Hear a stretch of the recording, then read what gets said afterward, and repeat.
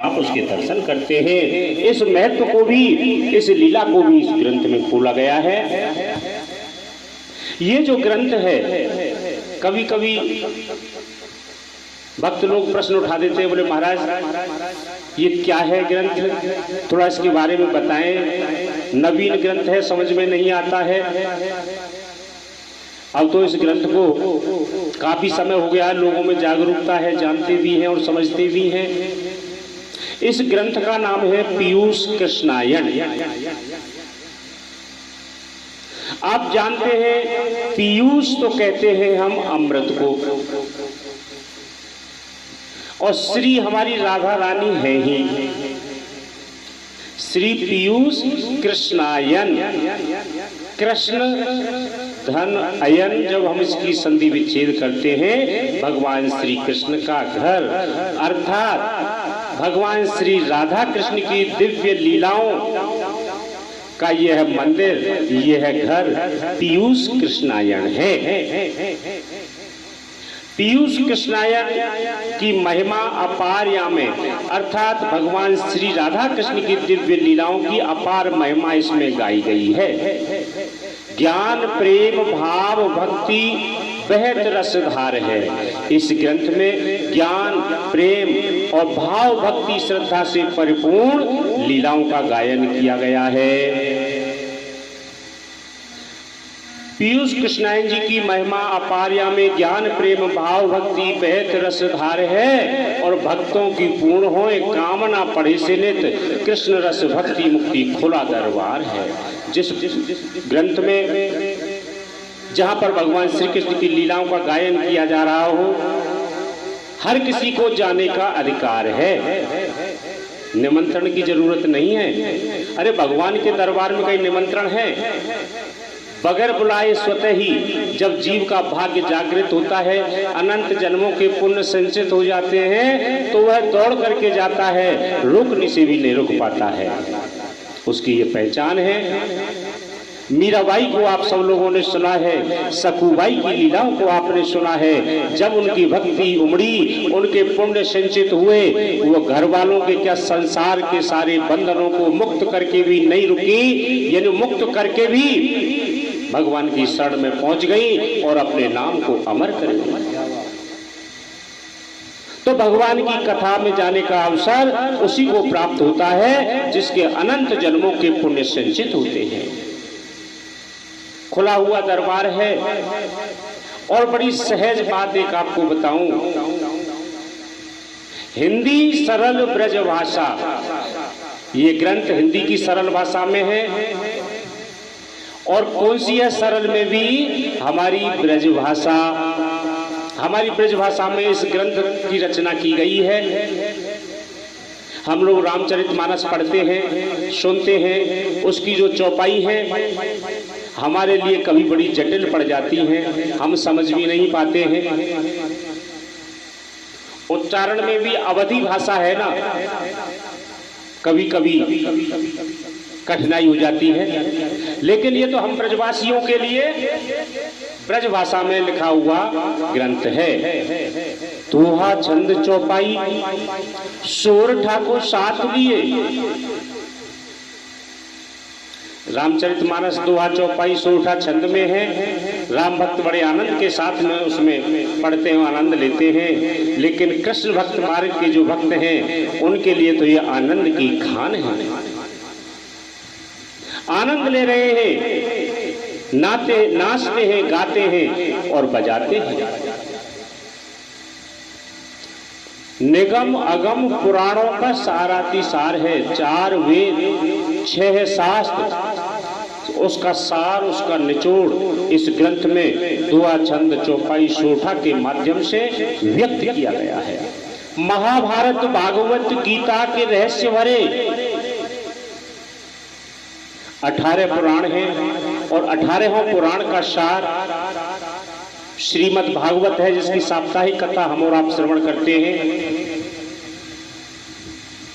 महाभारत वेद व्यास जी के द्वारा रचित श्रीमद् भागवत और महाभारत, उनका जो सार है, सार रूप कथाओं के रहस्य को इस ग्रंथ में प्रतिपादित किया गया है। गीता भगवान श्याम सुंदर के मुखारविंद से निकली हुई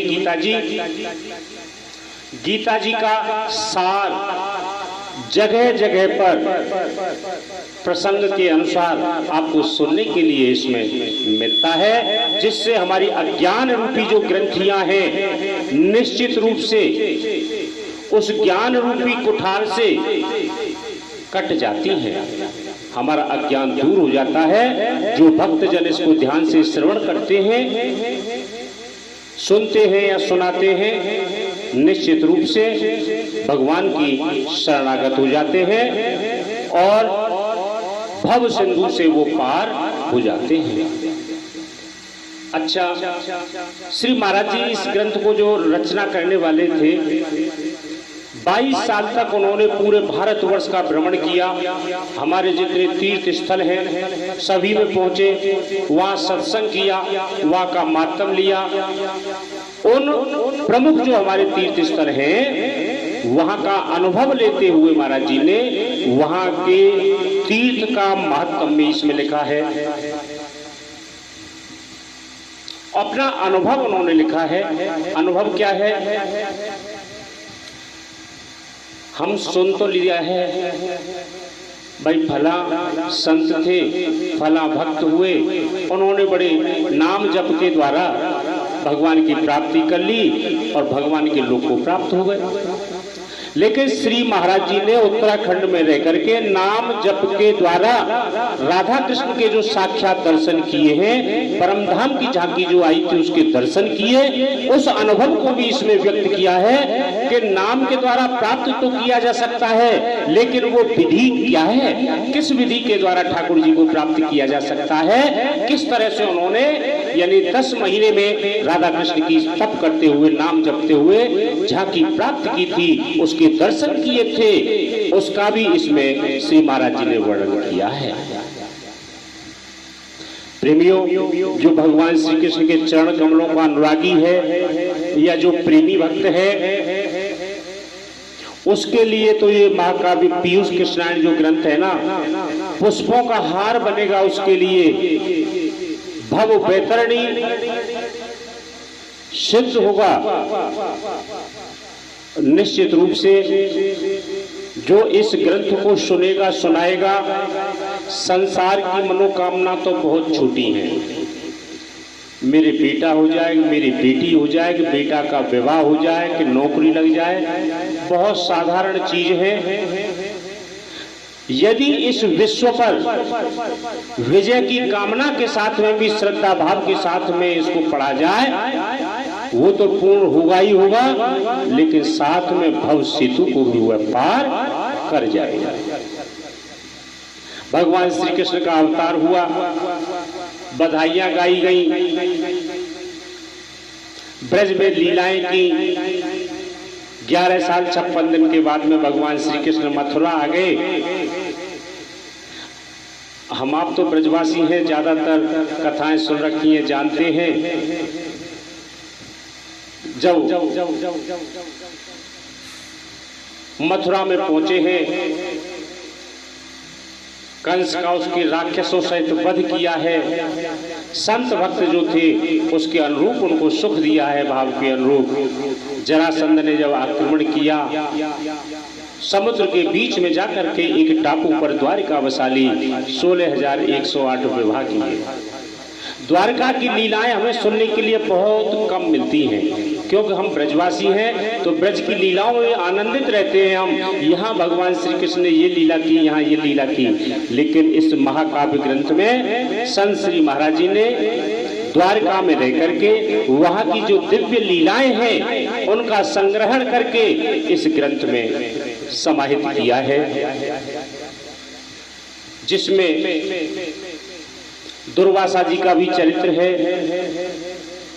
दुर्वासा जी ने वहां जाकर के रुक्मिणी जी को घोड़ों के स्थान पर रथ में लगा दिया, भगवान श्री कृष्ण को रथ में जूझ दिया। भगवान संतों के लिए तो सब कुछ करने के लिए तैयार होते हैं, सर्वस्व न्यौछावर है। ये भी प्रसंग इसमें दिया है। भगवान श्री कृष्ण ने रानियों की परीक्षा ली है, जिसमें ब्रज की गोपियां उत्तीर्ण हुई हैं। उनके भाव और प्रेम की विशद व्याख्या का इसमें वर्णन किया है। भगवान श्याम सुंदर जब से ब्रज को छोड़ करके द्वारिका गए हैं, मथुरा गए हैं, ब्रज की गोपियों से कह गए थे, हे ब्रज गोपियों, मैं परसों आ जाऊंगा।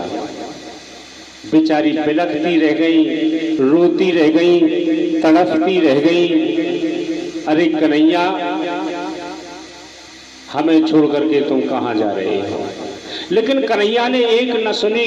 कन्हैया बिल्कुल निष्ठुर हृदय बन गए और अपने रथ को भगा करके आगे ले गए। अक्रूर जी के साथ मथुरा चले गए। लेकिन एक अवसर प्राप्त हुआ। वसुदेव देव की कहने लगे, अरे कन्हैया, हमारी तीर्थ यात्रा की इच्छा है, करा दो। भगवान श्री कृष्ण अपने सभी यदुवंशियों सहित कुरुक्षेत्र में पधारे हैं। एक दूत ब्रज में भी भेज दिया, भैया ब्रजवासियों को बता दो जाकर के वो भी उस मेले में आ जाएं। बाबा नंद, मैया यशोदा, ब्रजवासी, गोपियां, ग्वाल, आहा, अपने भाव के अनुसार अपने अपने छकड़ाओं को बढ़ा दिया और वहां मेले में जाकर के सम्मिलित हो गए। मेले में रहे, उस मेले का भी वर्णन किया है। राधा रानी तो बड़ी दिव्य और बड़ी कोमल है। रानियों का विचार आया कि भगवान श्री कृष्ण बहुत कहते हैं कि मैं राधा रानी के अधीन रहता हूँ, राधा रानी का भाव बहुत सुंदर है, मैं उनके साथ हमेशा रहता हूँ। मन में रानियों के विचार आया कि न हो तो राधा रानी की हम सेवा कर लें, जिससे भगवान श्री कृष्ण हमारे बस में हो जाएंगे। अपने तंबू पर बुला लाई राधा रानी को।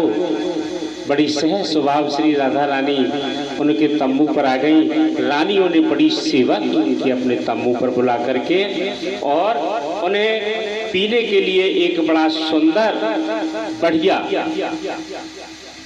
दूध का गिलास दिया, गरम गरम दे दिया। राधा रानी ने भगवान श्री कृष्ण का ध्यान करते हुए प्रेम वार्ता में भगवान श्री कृष्ण कैसी लीलाएं करते हैं, इस वार्ता में मगन हो गई और उस गर्म दूध को ही पी गई।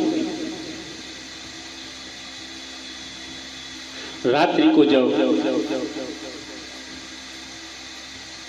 रानियां भगवान श्याम सुंदर के चरण दबाने के लिए पहुंची तो उनके चरणों में छाले। रुक्मिणी जी कहने लगी, हे भगवान, ये क्या, आपके चरणों में छाले कैसे हो गए? हे रुक्मिणी जी, ये आप ही की मेहरबानी है, आप ही के द्वारा मेरे छाले। भगवान, मेरे द्वारा कैसे हो गए? कहने लगे, आपने मेरी प्राण प्रिय राधा रानी को जो गर्म दूध का प्याला पीने के लिए दे दिया था, उन्होंने भाव में आकर के पी गई गर्म दूध को, और उनके हृदय में हमेशा मेरे ये चरण कमल विराजते रहते हैं, इसलिए मेरे ये चरणों में छाले पड़ गए। ऐसी दिव्य लीलाओं का गायन इस ग्रंथ में श्री महाराज जी के द्वारा किया गया है। महाभारत की लीलाएं हैं, पांडवों की, कौरव वंश की किस तरह से उत्पत्ति हुई, व्यासदेव जी के द्वारा इनका वंश आगे बढ़ा है।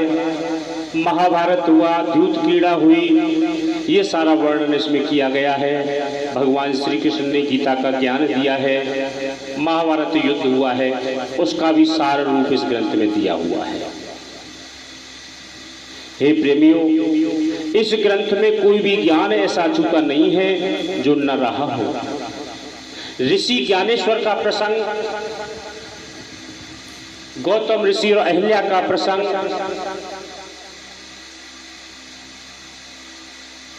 इसमें दिया गया है। संतों की लीला का वर्णन इसमें दिया गया है। संतों का इसमें सार रूप जो दिव्य संत हुए हैं उनका वर्णन इसमें किया गया है।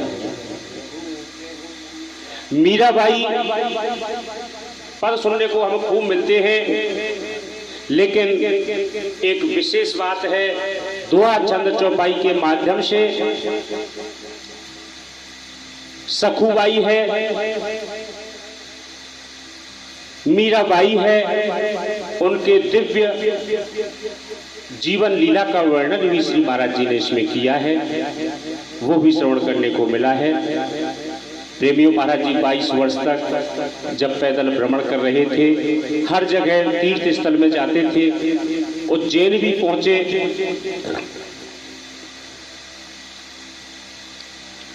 तो प्रेमियों, हर समाज का ज्ञान, वहाँ की क्या महत्व, वहाँ के तीर्थ का वर्णन किया है, उसका महत्व भी बताया है। लेकर के आपका उत्तराखंड से लेकर के कन्याकुमारी तक जो हमारे प्रमुख तीर्थ स्थल है, उन सब का वर्णन श्री महाराज जी ने किया है। तो महाराज जी कह रहे, भैया मैं वहाँ एक जैनियों के मंदिर में रुका, उनके साथ में रहकर मुझे नग्न रहना पड़ा। नग्न स्थिति में मैं जैनियों की तरह रहा, वहां से मैं ज्ञान ले रहा था। उनका एक, ये दो तरह के होते हैं, श्वेतांबर और दिगंबर। जब दिगंबर संतों के साथ में रहे, उनका एक नियम था, वहां ऋषभ देव जी का मंदिर है, उनके वही देव हैं। इनका एक नियम था, जब कोई भक्त इनको यहाँ निमंत्रण देने के लिए आता था, निमंत्रण स्वीकार करते थे, लेकिन जाने से पहले अपने मन में ये ठान लेते थे कि आज हमें क्या भोजन करना है। उसके मन के अनुरूप यदि उनको प्रसाद वहां पर तैयार मिला है तो ठीक है, और नहीं तो जो परोसी गई थाली होती थी उससे खड़े होकर के चले आते थे। ये ऐसा उनका एक नियम था। तो श्री महाराज जी ने अपने अनुभव में कहा है, भैया मैं भी उनके साथ में जाता था, मैं तो हर जगह श्याम सुंदर का भोग लगाया, प्रसाद पाया और मैं आ जाता था।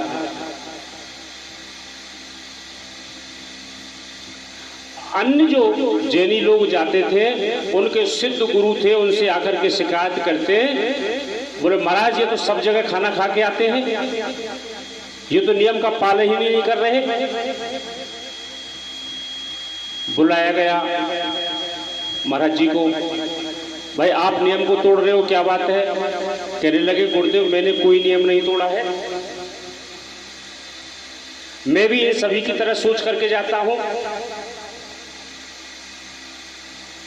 मैं सोच के जाता हूं, मुझे जल यदि वहां पर मिलेगा तो मैं जरूर प्राप्त करूंगा।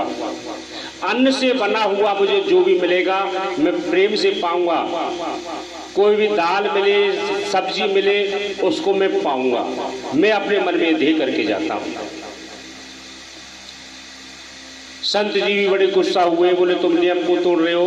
बोले नहीं, मैं भी आपकी तरह से सोच के जाता हूँ। मैं इस बार में कभी पूड़ी, खीर, कचौड़ी आदि फला सब्जी ये नहीं सोच के जाता हूँ। मेरे मन की धारणा से मुझे मिल जाता है, मैं ठाकुर जी का भोग लगा के उसको प्राप्त कर लेता हूँ। तो संत जी जो है बहुत गुस्सा हुए, काफी परेशान हुए। तो श्री महाराज जी कह रहे, बोले भैया परा पश्यंती मध्यमा वाणी पैखरी जान, मोहनदास ढोंगी बहो सार तत्व मुनिमान। अरे भैया जैनियों, यह सब ने मुवेद नहीं गावा, मनमानी चाल कर्म नहीं भावा। ऋषि शास्त्री अस निगम बताए, कृष्ण भोग लगे अमी हो जाए।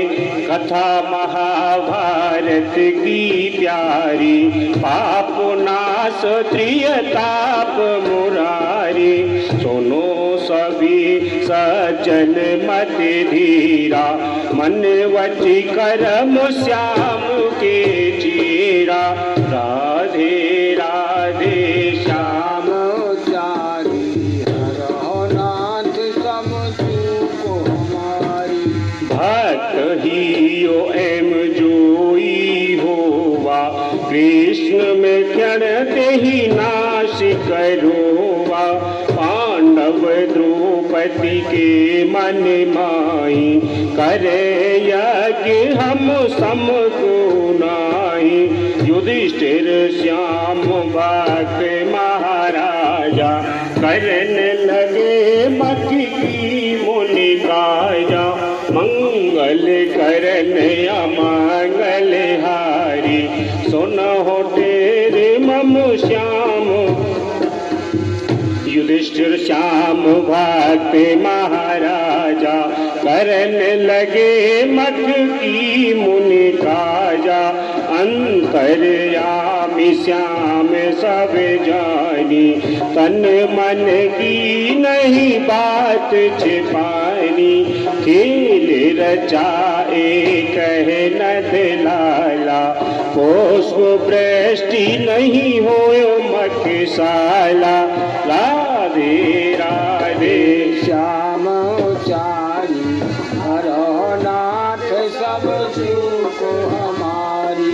कृष्ण लीला है अनंत अते, मुनि नहीं पावत पार।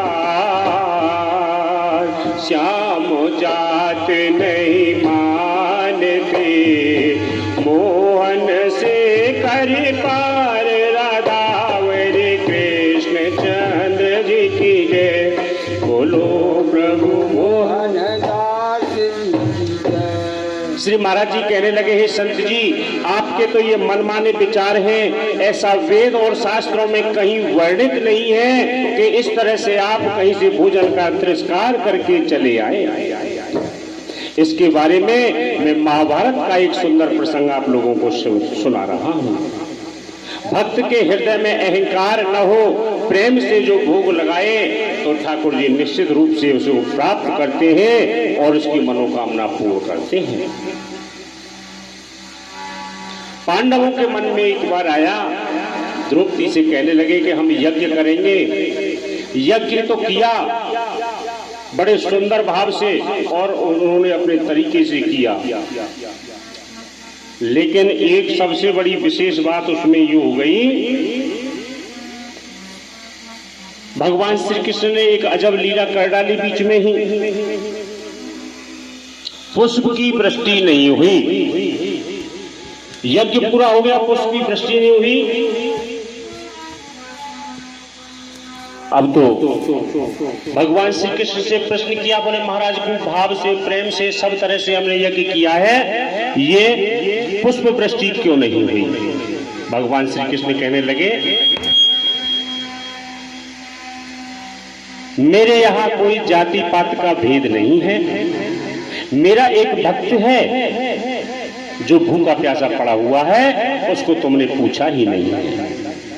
और भगवान श्याम सुंदर उनसे कहने लगे, यज्ञ कैसे किया जाए उसको समझे।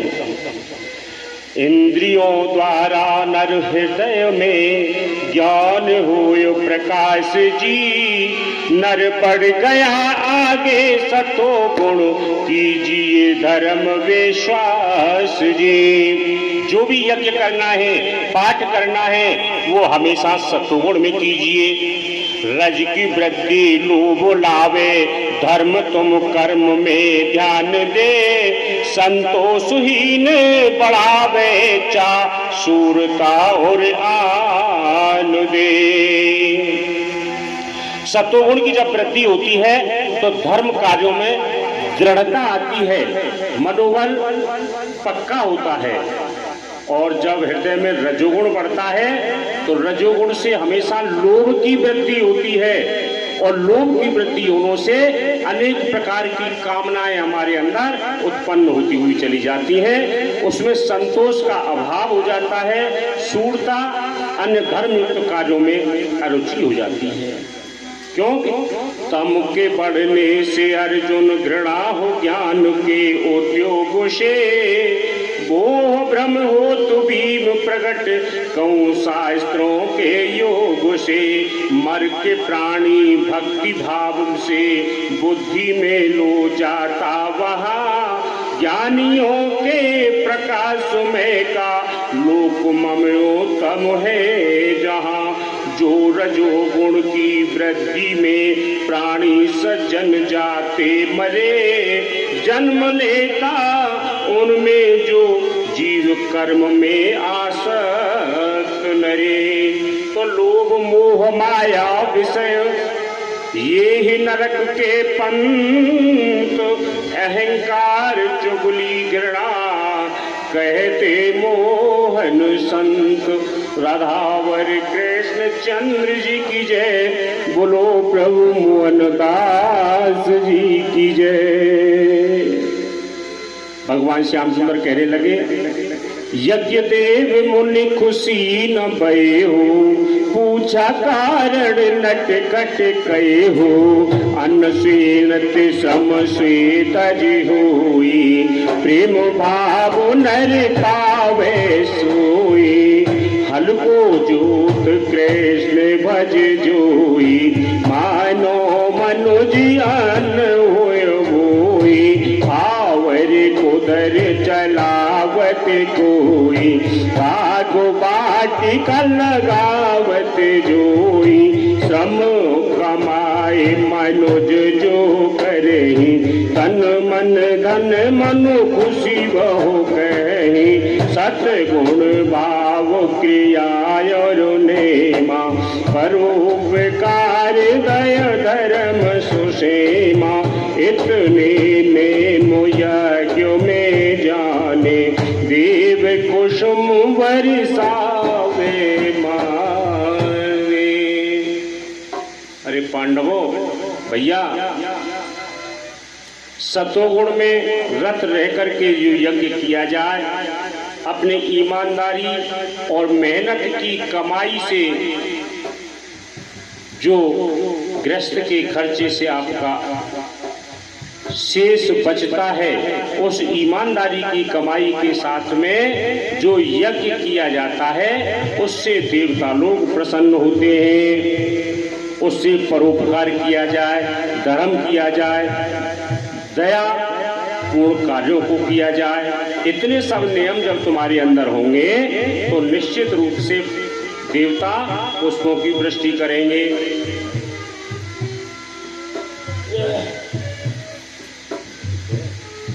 बोलो बोलो।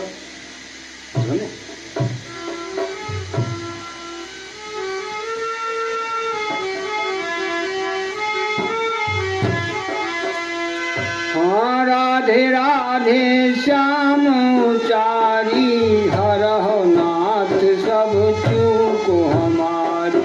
दीन बंधु तुम अंतर्यामी, करुणा निधान श्याम गोस्वामी। वर्णाश्रम सब जट चली आई, मम भगत तुम एक न लाई। भगत विनायक धर्म है सा, नोनो बिना जिम्हो व्यंजन तैसा। कड़ी बाजरा भाजी सागा, बिना श्याम रस फीका लागा। मख पूरण चाहत सब भाई, भवन सपच लाओ सुखदाई।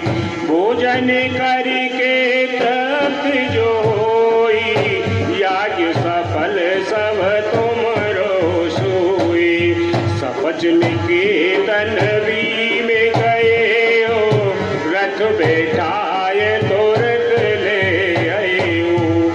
दे आसन सपच बैठावा, भीम जल पात्र हरि जन लावा। प्रेम भाव से दई रसोई, छपन व्यंजन भोग लगोई। हाँ मंगल करण मंगलहारी, सुनहु तीर मम श्याम मुरारी। श्याम चारी हरहु नाथ सब चूको हमारी। भगवान श्री कृष्ण कहने लगे, मेरा एक हरिजन भक्त है और यहाँ से कुछ दूरी पर एक कुटिया है, उस जंगल में निवास करता है, उसे लेकर के आओ और उसे भोजन कराओ। भगवान श्री कृष्ण की आज्ञा के अनुसार भीम गए, उन्हें रथ में बैठा करके बड़ी आदर सम्मान के साथ में लाए हैं और उनको 56 प्रकार के व्यंजन भोग आदि उनके लिए दे दिए कि इसको पाया जाए। तो गिरधर भोग लगाए के सपच मेल के खाए, महाप्रसाद को पाए के भव सागर तर जाय राधा।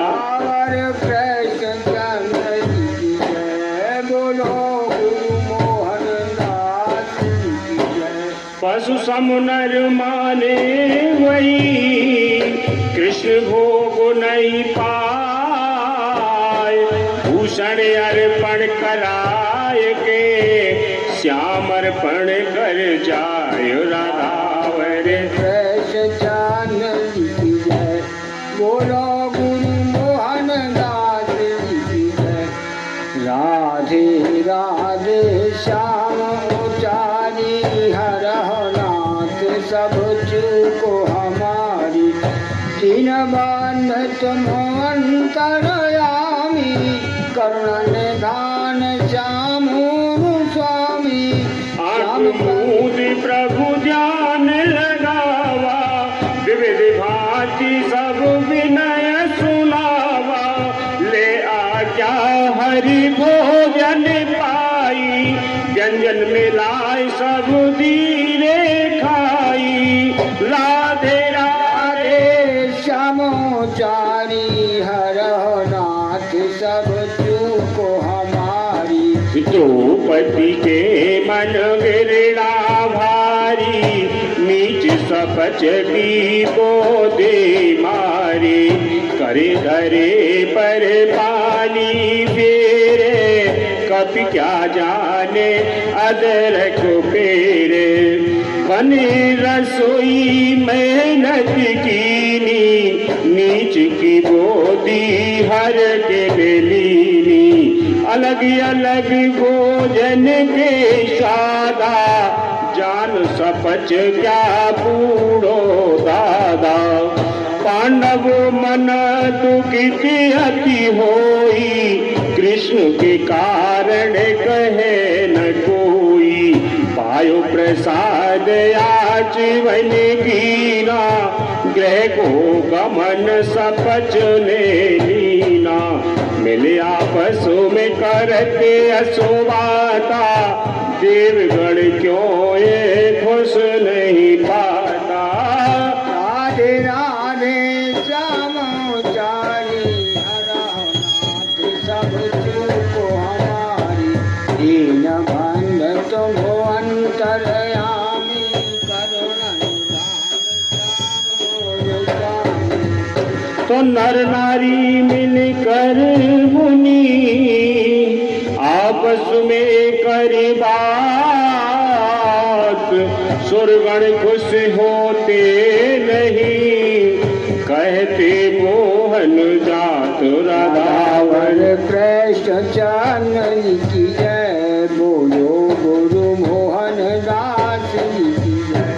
प्रेमी जनों, द्रौपदी ने बड़े सुंदर भाव के साथ में 56 प्रकार के भोजन व्यंजन सभी बना करके तैयार किए और वो हरिजन के सामने बड़ा सुंदर सजा करके वह प्रसाद लाया गया।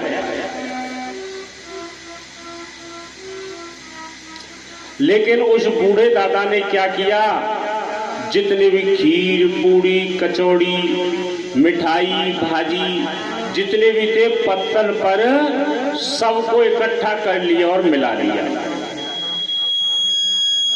भगवान श्री कृष्ण का भोग लगाया और उसको पाने लगा।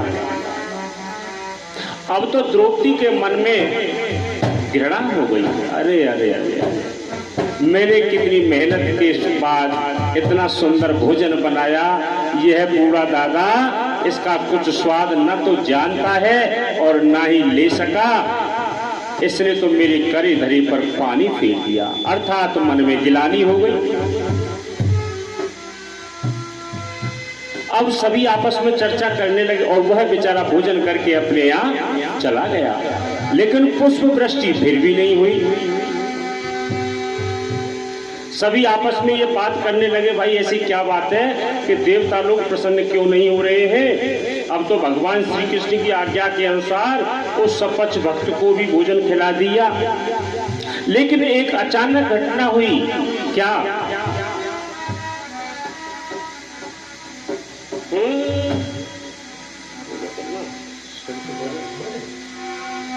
राधे राधे श्याम चारी हरो नाथ सब चूक हमारी, इन बांध समान करयामी करुण निधान श्याम। एक अचानक घटना होगी, नर नारी सब देखे ज्योति, कन कंचन नक आदे होई, देख रहे नर नारी सोई। धर्मराज कृष्ण पूछे बाता, कैसी भई नकुल की गाता। आधा तन कंचन सुखदाई, विचित्र श्याम क्या कला दिखाई। मंद मंद मुस्काए मुरारी, धर्म रहस्य इसका है भारी। एक ब्राह्मण का चरित्र सुनाऊं, है संतोष दयालु स्वभाव। राधे राधे श्याम चारी हरो नाथ सब चूक हमारी, दीन बांध तुम अंतरयामी करुणा निधान श्याम स्वामी। सिरोचिव्रती से भोजन करके सब परिवार ने निरस धरके, अन्न कटती हूँ सौरभन लावा, चना बीन कर घर को आवा। करहने व्रत विधि विधाना, संत जीवाय दे बहुदाना। जनान से सभी काम चलावे, भोजन पे कुंडी सभी बनावे। मंगल करना मंगलहारी, सुनो तेर मम श्याम मुरारी। मग में चलत कीजे सब कामा, मुख में राखे श्याम सुखो नामा। राग गुणगान तुम्हारा, मुनि भक्तों का ले सहारा। तो ऋषि आश्रम में जा गोपाल भक्त विप्र यज्ञ हित, मौन करती बात। संत चरण रज शीश धर, राधावर कृष्ण चंद्र की जय। राधे राधे श्याम चारी हरो नाथ सब चूक हमारी। संत आश्रम से ले आए, पद पखर चरणामृत पाए। हवन ऋषि ने एक दिन कीना, ले विदायाश्रम चल दीना। नारी सहित चरण छीली थे, आशीष मुनि सवन को देते। कहत कृष्ण मुनि आश्रम गए हो, परमानंद मगन मुनि भयो। राधे राधे श्याम चारी हरो नाथ सब चूक हमारी। तुम अंतर्यामी करुणा निधान श्याम। तभी एक अचानक घटना क्या देखी। एक नेवला जिसका आधा शरीर सोने का है और आधा वैसा ही है। ऐसी विचित्र घटना को देख करके बड़े आश्चर्य में पड़ गए। भगवान श्री कृष्ण से जब इसका रहस्य पूछा तो वो कहने लगे, हे पांडवों, एक बड़ा संतोषी दयालु स्वभाव का ब्राह्मण था, सिलोच वृत्ति से भोजन करता था, परिवार को बड़े नियम से चलाता था। जब अन्न कट जाता है उसमें से जो शिला बचता है उसको बीन करके लाता है, उसी में से सिलोच, उसी को सिलोच वृत्ति कहते हैं। इस सिलोच वृत्ति से अपने घर का खर्चा चलाता और धीरे धीरे करके उसका कुछ अनाज इकट्ठा किया। विधि विधान से व्रत और नियमों का पालन करते हुए संत भक्तों को भोजन प्रसाद भरपेट खिलाते थे और स्वयं खाते थे। दान देते सिलोच वृत्ति के अनाज से सभी कार्य करते थे और उसी अन्न से दाल रोटी बनाते थे।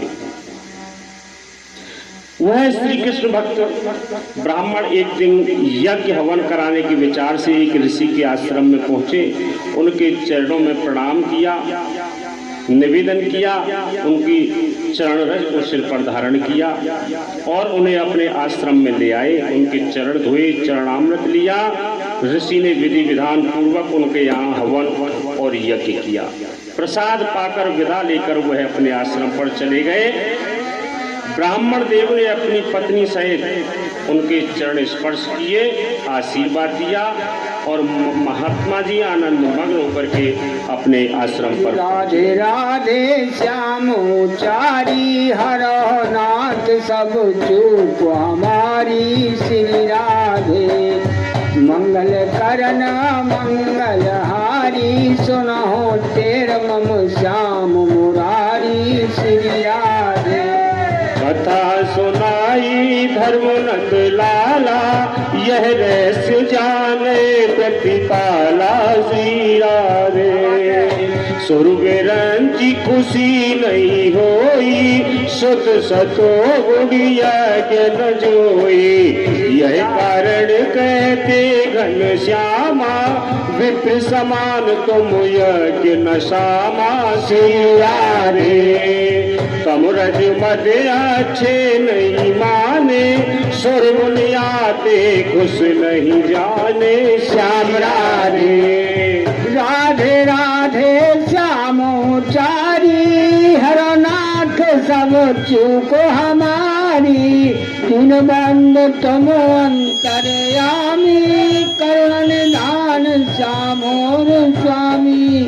श्याम करो गुणगान तुम्हारा, मुन संतों का देव सहारा। जय जय प्यारे श्याम राधे श्री राधे। राधे राधे श्यामोचारी हरो नाथ सब चूक हमारी श्री राधे। तो पांडव दुख की खान, राजसी अहंकार नल, पांडव यज्ञ नहीं आन, कृष्ण कहते सतगुण नहीं।